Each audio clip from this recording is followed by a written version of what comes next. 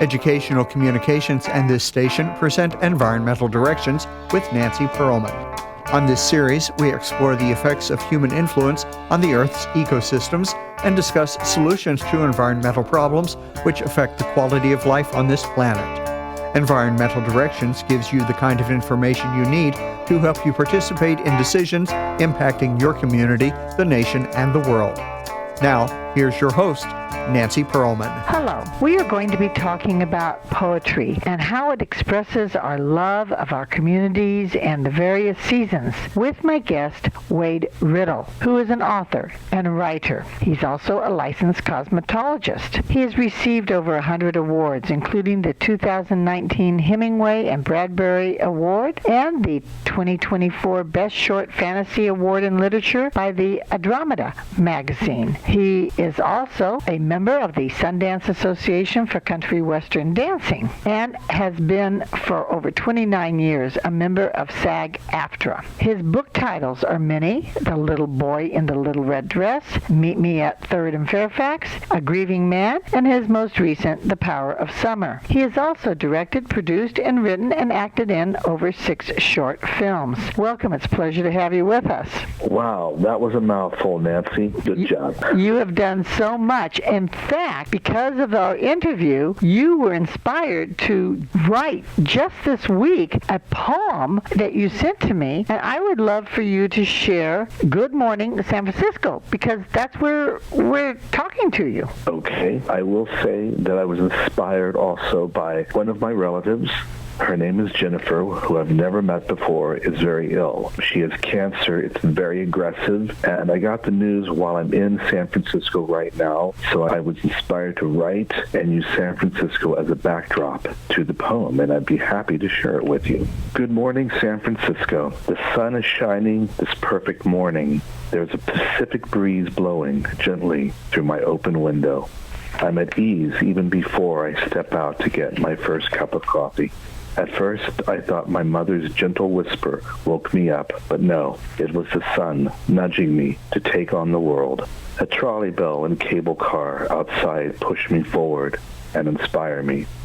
Stepping out into the smiling sun, it hits my face with warmth and happy feelings and shines fun upon my shoulders. I feel promise. I feel positive. Sure, I can see the challenges and problems, but who can't? Those will always be there. But I choose to see today's glorious sun, the future, a city of so many layers and colors and heights and depths. Behind me, I hear a man singing to himself. Yeah, he's got the sun in his voice. He's singing the Mamas and Papas California anthem, California Dreamin'. It's soothing to my ears. I can only imagine the energy in the San Francisco coastal air when the musical airwaves first embraced and danced to the rhythms and harmonies of the song. Haight-Ashbury was the mecca for songwriters, poets, artists. Critics say it's gone, never to return or come back. Well, I differ. I say they're wrong. I say it's still here, there, everywhere around me, you and everyone. It overflows bountiful on days like this. The sun is the artist. It sings, it writes, it sculpts, and the city responds. It's what we make it. Just ask Scott McKenzie. And if you don't know who that is, then just put some flowers in your hair and start walking on air and just feel it. Today is summer and sun. Tomorrow is autumn, gold, orange, and yellow leaves adrift above like a soft, light rainfall. Winter is stardust and will decorate the streets in glitter and cold charm, bringing with it a multitude of holidays. Spring sees rebirth. Flower power blossoms. Fresh, new promise. Summer again, today, now. I look up into the shine of the sun. Love on my face. It warms my shoulders, and I can only see promise. I naturally smile and say, good morning, San Francisco. The metropolis of sunshine continue to nudge me forward and push me forward, only to discover new and uncharted roads, streets, highways, and byways. The challenge is profound. I naturally smile and say, walk with me. Thank you so very much for sharing that, because it really shows your love of the environment, what we see when we step out of our buildings. I read some of your other poems that talked about some of the places in Southern California. You're based in the Los Angeles area. You've written about Venice Beach, Santa Monica Beach. You seem to love the coastline. I do. I find it magical. I find it therapeutic. And the older I get and wiser I get, I love the coast. And often you refer to colors, the colors of the sky, the sun, the plants. The blues and the greens and the bright reds, the pastels and the powders. We mentioned your love of colors. Share the poem Beautiful Blue. When I first moved to L.A. in 1984, I remember going with a group of salon friends up the PCH, and I remember looking out into the grand Pacific Ocean in the background. There was a storm, and you could see the rain, and I captured that in my mind, and I wrote about it, and it was actually recently published in the European edition of Spillwords magazine. It's called Beautiful Blue.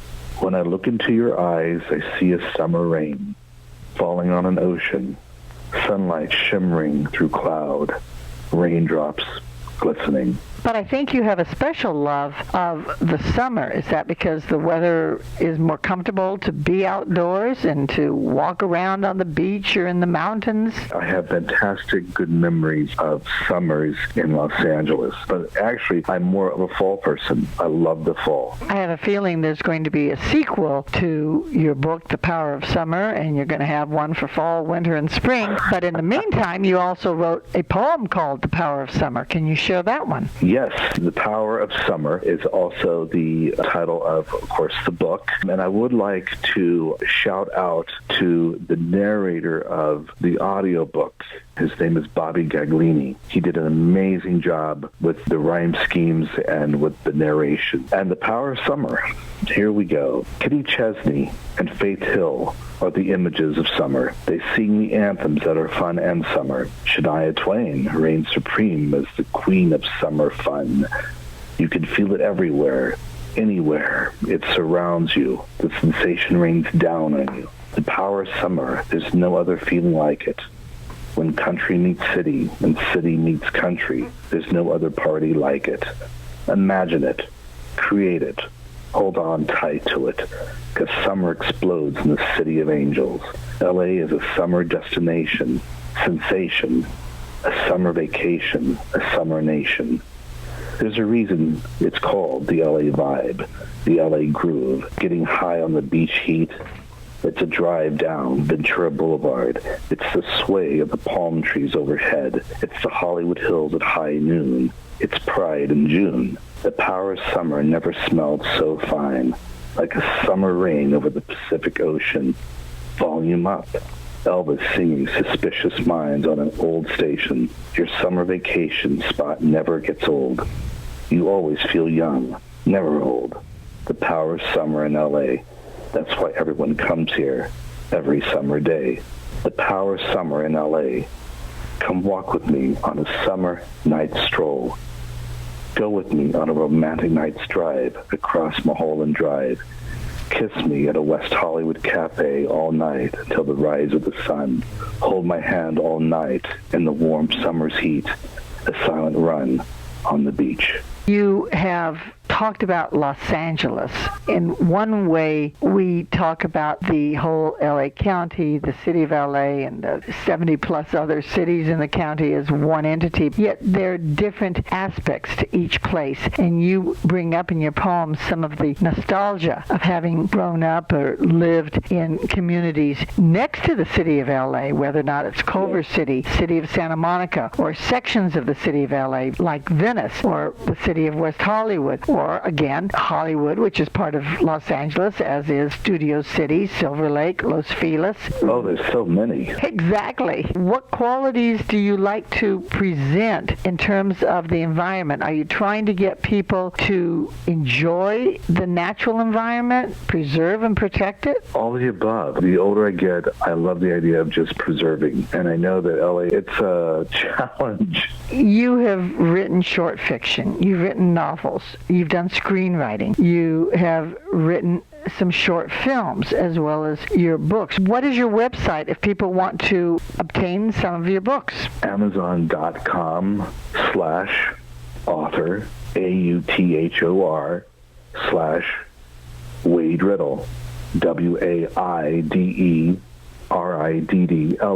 Very famous throughout the United States is Venice Beach. It has been a place from the past during the hippie period. Yes. Tourists come and flock there. But of course there are other beaches. You wrote about the beaches in Santa Monica and how the Pacific Ocean is blue, and that's important. But you talked about the flower power of the past, putting the flowers in our hair. So many different ways that we can enjoy the experience of our environments. Let's hear a couple of more poems. Take me home to Venice Beach. Billy Currington singing song after song, radio jamming on and on. Country meets rock, and we roll, walking down Abbot Kinney, shop after shop, passing the Roosterfish. A Venice legend filled with the men of L.A. Take me home to Venice Beach. A few blocks away, Venice Beach reaches to the ocean where all dreamers swim.